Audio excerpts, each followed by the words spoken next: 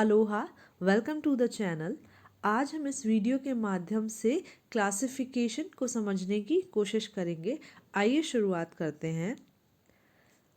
सबसे पहला सवाल कि हमें क्लासिफिकेशन की ज़रूरत क्यों पड़ी। क्लासिफिकेशन से तात्पर्य है वर्गीकरण, और यहाँ पर हम वर्गीकरण को मानसिक रोगों के संदर्भ में देख रहे हैं। कहने का तात्पर्य है कि मानसिक रोगों के वर्गीकरण की आवश्यकता क्यों पड़ी, हमें क्या ज़रूरत थी कि हम उन्हें वर्गीकृत करके रखते।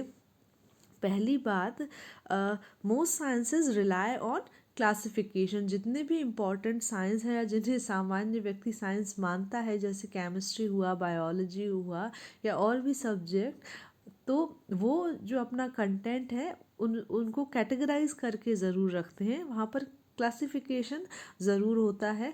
तो जो इम्पोर्टेंट साइंस है उनमें क्लासिफिकेशन के इम्पोर्टेंस को समझा गया है। जैसे बायोलॉजी में मैमल्स एक कैटेगरी है, वो उसके अंतर्गत आने वाले जितने भी सदस्य हैं उनमें मैमल्स की क्वालिटी होंगी। या जैसे फ्लोरा एंड फौना दो क्लासिफिकेशन कर दिए गए, उस तरीके से क्लासिफिकेशन हमें उस श्रेणी के सदस्यों के बारे में विस्तृत जानकारी उपलब्ध कराता है। It provides us with a nomenclature. यहाँ पर क्लासिफिकेशन से होता क्या है, हमने उनको एक नाम दे दिया। नाम उस व्यक्ति की, उस वस्तु की या किसी भी चीज़ की पहचान होती है, और उसके आधार पर ही हम उसके बारे में कुछ खास विशेषताओं का अंदाज लगा लेते हैं। जैसे त्रिभुज क्या होता है, ये एक कैटेगरी है। बेस्ड ऑन क्लासिफिकेशन उसकी कुछ खास क्वालिटीज़ के आधार पर हमने उसे त्रिभुज की कैटेगरी दी है। अब हम उसे पहचान पाएंगे। अगर कोई त्रिभुज कहता है कि भाई त्रिभुज क्या है, तो आप जानते हैं कि जिसमें 3 भुजाएं होंगी वो, और जिसमें 3 कोण होंगे, वो त्रिभुज बनाता है। वो किसी भी स्वरूप में किसी भी प्रकार का हो सकता है। helps to structure information in more helpful manner। इंसान की ये प्रकृति है कि हम चीज़ों को व्यवस्थित करके रखते हैं, उसी तरीके से हम विचारों को भी व्यवस्थित करके रखते हैं ताकि हमें आसानी हो। अगर हम हर बार ये सीखें और हर तरीके के त्रिभुज को अलग अलग तरीके से सीखें तो कितना मुश्किल होगा। तो हमने क्या किया, कुछ खास विशेषताओं को लेकर उसकी एक कैटेगरी बना दी और उसको, उस श्रेणी को अन्य से अलग कर दिया।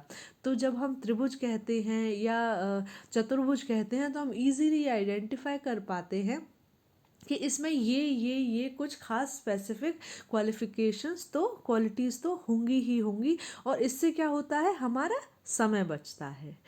Next is provides information in a short hand form. त्रिभुज, आप समझ गए त्रिभुज का मतलब क्या है। फल, आप समझ गए फल का मतलब क्या है। पशु आप समझ गए पशु का मतलब क्या है। तो ये नाम मिल गए हैं उन्हें, और नाम मिलने से हम आसानी से, बहुत जल्दी से कुछ इन्फॉर्मेशन को एक साथ कंपाइल करके उसको कैटेगराइज कर लेते हैं। और ये कॉन्सेप्ट फॉर्मेशन के लिए बहुत इम्पॉर्टेंट है।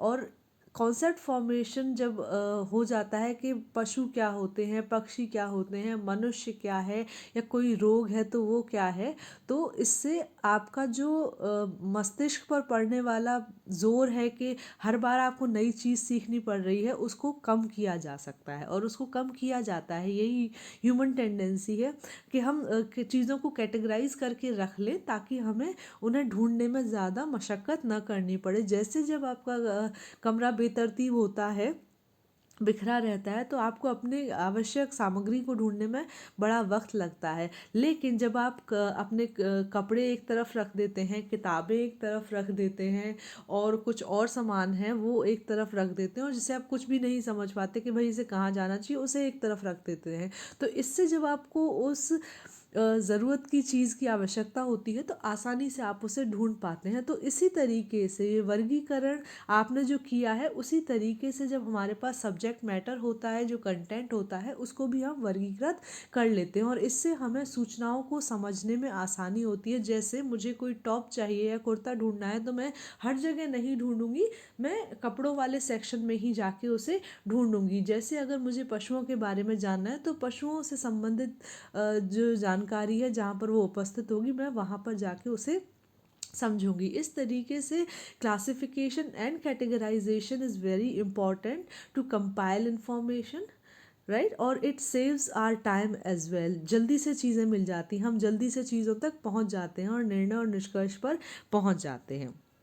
सो ये आवश्यकताएं हैं मनुष्य की कि चीज़ों को क्लासिफाई किया जाए, और इसलिए एबनॉर्मल साइकोलॉजी में भी मेंटल डिसऑर्डर्स को क्लासिफाई किया गया है कि कुछ खास तरीके के जो मेंटल डिसऑर्डर्स हैं उन्हें एक कैटेगरी में रखा जाएगा, कुछ खास तरीके के जो मेंटल डिसऑर्डर्स हैं उन्हें दूसरी कैटेगरी, और इस तरीके से अन्य कैटेगरीज में रखा जाएगा और उनको नाम दिया जाता है और वो नाम उनकी पहचान होती है। अगर उस नाम को बोल दिया जाए तो हम आसानी से उनके बारे में कुछ जानकारी बहुत शॉर्ट हैंड फॉर्म में अर्जित कर पाते हैं।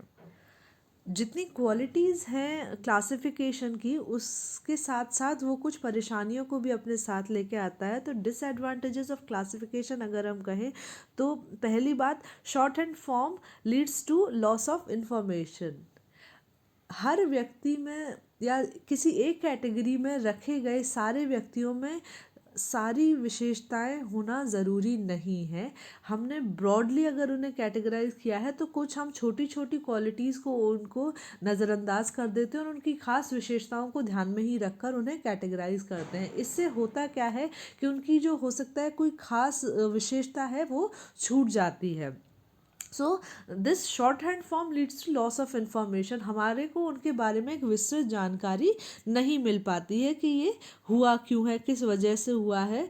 जैसे अगर हम स्क्वायर की बात करें, मेरे स्क्वायर कहते ही आपको समझ में आ जाता है कि चतुर्भुज की अगर हम बात करें कि चतुर्भुज क्या होता है, जहाँ पर चार भुजाएं होंगी, चार कोण होंगे, चतुर्भुज होंगे, इनके अंदर के कोणों का योग कुछ स्पेसिफिक होगा।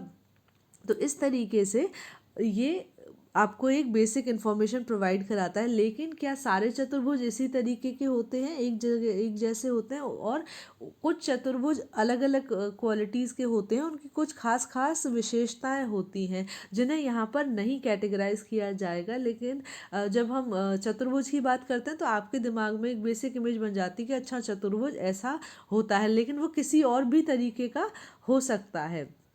अपनी खास विशेषताओं के अलावा उसमें कोई और भी विशेषताएं हो सकती हैं। तो इस तरीके से आप उन खास विशेषताओं को यहाँ पर छोड़ देते हैं। सो आपको इजीली आपको अगर इन्फॉर्मेशन मिल गई है, आप शॉर्ट हैंड फॉर्म में इम्पॉर्टेंट इन्फॉर्मेशन को कई बार स्किप कर देते हैं।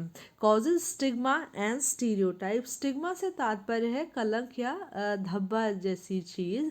अगर किसी को कोई बीमारी हो जाती है तो उसको वो नाम दे दिया जाता है कि भाई इसको ये बीमारी हो गई है। ये परेशानी मानसिक रोगों के साथ ज़्यादा है। जब समाज में मानसिक रोगों को बड़े टैबूड फॉर्म में देखा जाता है, लोग इस बारे में चर्चा नहीं करते, बात नहीं करते, और लोगों को ये बताने में बड़ा संकोच महसूस करते हैं कि उन्हें कोई मानसिक रोग हो गया है।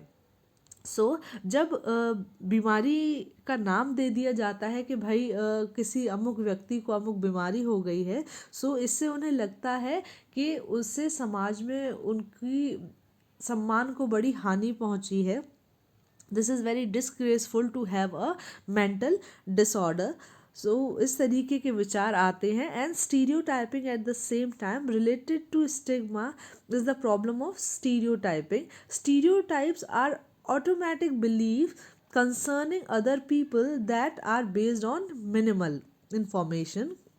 लोगों के बारे में बहुत कम जानकारी के आधार पर भी सामने वाला व्यक्ति उसके बारे में एक ख़ास तरीके का बिलीफ बना लेता है कि अरे ये तो ऐसे होते हैं। मानसिक रोग मतलब इनमें ये क्वालिटीज़ तो होंगी होंगी, ये तो बहुत आक्रामक हो सकते हैं, ये मुझे हानि पहुंचा सकते हैं, ये इस तरीके के होते हैं, ये उस तरीके के होते हैं। तो एक स्टीरियोटाइप आ जाता है और stereotype leads to discrimination and prejudice, right. कि अब जब आप किसी के बारे में इस तरीके का विचार रखते हैं तो आप उसके प्रति एक सकारात्मक व्यवहार करने में अपने आप को ज़रूर आप उसके प्रति सकारात्मक व्यवहार करने में संकोच महसूस करते हैं। ये जो नाम दे दिए जाते हैं बीमारी से, इनकी वजह से लोगों में स्टिग्मा और स्टीरियोटाइप बहुत ज़्यादा देखा जाता है। Next is labelling. जब किसी को नाम दे दिया जाता है, जिस तरीके से किसी बुक पर या किसी चीज़ पर स्टिकर चिपका दिया जाता है, तो वो स्टिकर में उसके बारे में सारी इन्फॉर्मेशन होती है, उसी तरीके से क्लासिफिकेशन लीड्स टू लेबलिंग कि भाई अब इसको ये बीमारी है या इसको ये समस्या है। A person's self-concept may be directly affected by by being a diagnosis of schizophrenia, depression or some other mental form of illness। इससे उसके सेल्फ कॉन्सेप्ट पर डेफिनेटली प्रभाव पड़ता है। क्लासिफिकेशन को जब हम समझते हैं तो हमें एक चीज़ समझने की ज़रूरत है कि एबनॉर्मल साइकोलॉजी डिसऑर्डर्स को क्लासीफाई करता है, न कि लोगों को। So we should always say that person is having schizophrenia or depression rather saying that the person is schizophrenic or depressive। So next is ICD-10। जैसा कि हम जानते हैं कई तरीके के शारीरिक और मानसिक रोग लोगों को हो सकते हैं, तो उनको सबको कैटेगराइज करके उनको एक लिस्ट दे दी गई है, उनको एक लिस्ट में फॉर्म कर दिया गया है, उनकी एक लिस्ट बना दी गई है। जिससे हुआ क्या है, जब किसी प्रैक्टिशनर को ज़रूरत होती है तो वो उस लिस्ट में से उसे चेक कर लेता है और ये पता कर लेता है अच्छा अमुक व्यक्ति में ये लक्षण है तो इसे ये बीमारी है। तो इसी तरीके की जो ख़ास दो लिस्ट्स सोसाइटी में या प्रैक्टिशनर्स के बीच में एक्टिव हैं, वो है ICD-10 एंड DSM-5। उन्हीं के बारे में हम यहाँ पर चर्चा करेंगे। ICD की फुल फॉर्म है इंटरनेशनल क्लासिफिकेशन ऑफ डिजीजेज। यहाँ पर जितनी भी फिजिकल एंड मेंटल डिजीजेज हैं उनको यहाँ पर कैटेगराइज किया गया है, उनको एनलिस्ट किया गया है और उनको कैटेगराइज किया गया है। It is a diagnostic classification. वर्गीकरण का उद्देश्य क्या है कि निदान में या जो चिकित्सक है वो उनको पहचान सके। ये जो लिस्ट पब्लिश करी जाती है ये WHO वर्ल्ड हेल्थ ऑर्गेनाइजेशन द्वारा पब्लिश की जाती है। It was known as the international list of cause of death. पहले इसे list of cause of death माना जाता था कि जिन बीमारियों की वजह से लोगों की मृत्यु होती है उनको एक साथ एनलिस्ट किया गया था। So it used to be known as a list of cause of death and was adopted by the International Statistical Institute in 1893, first published in 1890। हम आज से पहले जैसे थे आज हम वैसे नहीं हैं। हम में विकास हुआ है, हम में वृद्धि हुई है, हम में कुछ खास परिवर्तन आए हैं। हम जैसे चीज़ों को पहले देखते थे हो सकता है आज हम वैसे नहीं देखते हों। हमें कुछ नई इन्फॉर्मेशन मिली है, उसको हमने इनकॉर्पोरेट किया है, कुछ जो पुरानी इन्फॉर्मेशन थी उसे हमने हटाया है। तो उसी तरीके से ICD का भी इम्प्रूव्ड वर्जन इस वक्त जो वर्क कर रहा है दैट इज़ ICD-10। फर्स्ट के बाद अब 10th आ चुका है वॉल्यूम और उसके बाद अब जनवरी 2022 से इसका ICD-11 को इम्प्लीमेंट किया जाएगा। ये प्रैक्टिशनर्स के लिए एक बहुत इम्पॉर्टेंट बुक होती है जिसके आधार पर वो बीमारियों को क्लासिफाई कर पाते हैं और उनका अर्ली एंड ईजी डायग्नोसिस कर पाते हैं। Chapter 5 has mental disorders and behavioural disorders. इसमें जितने भी चैप्टर्स हैं उनमें से mental disorders and behavioural disorders को चैप्टर 5 में रखा गया है। 11 has been approved and adopted and will be implemented from January 2022। Next is DSM-5। DSM-5 की फुल फॉर्म है diagnostic and statistical manual of mental disorder. It provides all the information necessary for the diagnosis of the mental disorder. मानसिक रोगों के diagnosis, उनकी पहचान के लिए जो लिस्ट बनाई गई है, जो बुक बनाई गई है वो ये है। अमेरिकन साइकेट्रिक एसोसिएशन द्वारा इस बुक को पब्लिश किया जाता है। मेंटल डिसऑर्डर की क्लासिफिकेशन में जो सबसे ज़्यादा प्रचलित क्लासिफिकेशन माना जाता है वो DSM-5 का माना जाता है। It was first publish in 1952 और इस वक्त आते आते फर्स्ट, सेकंड, थर्ड, फोर्थ और इस तरीके से आते आते ये 5th तक पहुंच गया है। It creates a common language. अब ज़रूरत क्या पड़ गई, जैसे हमने क्लासिफिकेशन में समझा था कि उससे हमें आसानी से इन्फॉर्मेशन मिल जाती है। So it creates a common language. अगर मैं भी DSM-5 फॉलो करती हूँ और आप भी DSM-5 फॉलो करते हैं तो डिप्रेशन, अगर मैं कहती हूँ कि अमुक व्यक्ति को डिप्रेशन है तो आप इजीली समझ जाएंगे कि DSM-5 के अनुसार डिप्रेशन क्या है, तो उस व्यक्ति में वो खास लक्षण देखे गए हैं। Diagnostic accuracy and consistency, it helps in accuracy, accurate information मिल जाती है। अगर मैंने किसी को डिप्रेशन डायग्नोस किया है किसी में, तो मैंने कुछ खास विशेषताओं का ध्यान रखा होगा, और अगर मैं DSM-5 को फॉलो करती हूँ तो उसमें जितने भी लक्षण होंगे, अगर उस व्यक्ति में वो हैं, तो मैं उसे किसी खास स्पेसिफिक डिसऑर्डर से पीड़ित मानूंगी या डिप्रेशन से पीड़ित मानूंगी, फॉर एग्जांपल। सो इससे एक्यूरेसी आती है एंड कंसिस्टेंसी आती है। अगर मैं 10 व्यक्तियों को देख रही हूँ और 10 को ही मैंने DSM-5 के अकॉर्डिंग क्लासिफाई किया है, तो जो क्लासिफिकेशन है वो बहुत एक्यूरेट होगा और उसमें कंसिस्टेंसी होगी। It helps for the research purpose, research के लिए जो हमें डेटा मिलता है वो हमें एक्यूरेट होना ज़रूरी है, उसमें कंसिस्टेंसी होना ज़रूरी है, उसमें वेरिएबिलिटी नहीं हो सकती है। तो उसके लिए DSM-5 is very important. It doesn't provide treatment but better diagnosis leads to better treatment selection. DSM-5 में डिजीज़ के ट्रीटमेंट के बारे में कोई चर्चा नहीं की गई है, यहाँ पर साइंस एंड सिम्टम्स को ही एनलिस्ट किया गया है। लेकिन अगर किसी का अर्ली डायग्नोसिस हो जाता है और बेहतर डायग्नोसिस हो जाता है कि भाई इसको अमुक बीमारी है, तो अच्छा ट्रीटमेंट सिलेक्शन किया जा सकता है। यहाँ पर मैं ICD-10 और DSM-5 के बारे में विस्तार से नहीं बता रही हूँ, क्योंकि हम यहाँ पर चर्चा करेंगे डिसीजेज एंड डिसऑर्डर्स की। अभी आप उनके टर्म्स से ही फैमिलियर नहीं है, तो हम जब चैप्टर्स कर लेंगे डिसऑर्डर्स के बारे में, तब हम वापस आएंगे ICD-10 एंड DSM-5 के लिए। Happy studies, thanks for watching.